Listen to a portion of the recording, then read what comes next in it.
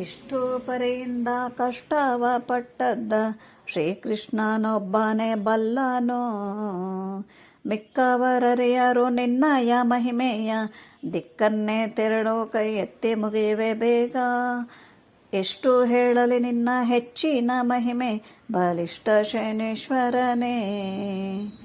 ಉಂಡಲಿಗೆ ನೆಲಗಡಲೆ ಕಂಡ ಸಕ್ಕರೆ ಕಬ್ಬು ಒಬ್ಬಟ್ಟು ಹೂರಣ ಕಡುಬು ದೋಸೆಗಳು ಸೊಂಡಿಲ ಗಣಪನಿಗೆ ನೈವೇದ್ಯವನ್ನು ಮಾಡಿ ಮುಕುಂದನ ಚರಣಕ್ಕೆ ಎರಗಿ ಬೇಡುವೆನು.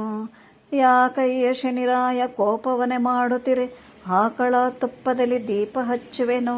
ನಿಮ್ಮ ಹೆಸರನ್ನು ಹೇಳಿ ಒಳ್ಳೆಯ ಬ್ರಾಹ್ಮಣಗೆ ಎಣ್ಣೆಯ ನೊತ್ತಿ ಬಿಸಿ ನೀರ ನಾನೆರವೆ. ಎಳ್ಳು ಪುಡಿ ಅನ್ನವನ್ನು ಚೆಂದದಿಂದಲಿ ಕಲಸಿ ಒಳ್ಳೆಯ ಬ್ರಾಹ್ಮಣಗೆ ಉಣಬಡಿಸುವೆನು.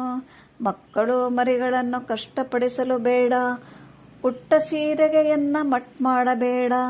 ಬಾಳ ಪರಿಯಲೆಯನ್ನ ಬಾಧೆ ಪಡಿಸಲು ಬೇಡ, ಬಾಯ ತೊತ್ತಿಗೆ ಬಂದು ಅಡ್ಡಿಯಾಗಬೇಡ.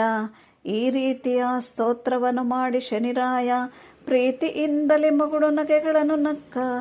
ಈಕೆ ಒಳ್ಳೆಯೋಳು ಮೂರ್ಲೋಕದೊಳಿಲಿಲ್ಲ, ಇವರ ಮನೆಗಳನ್ನು ಬಿಟ್ಟು ಹೊರಟು ಹೋಗುತ್ತೀನಿ. ಈಕೆ ಒಳ್ಳೆಯೋಳು ಮೂರ್ಲೋಕದೊಳಗಿಲ್ಲ, ಇನ್ನಾದರೂ ಒಂದು ಗಳಿಗೆ ಇರುವುದೇ ಇಲ್ಲ.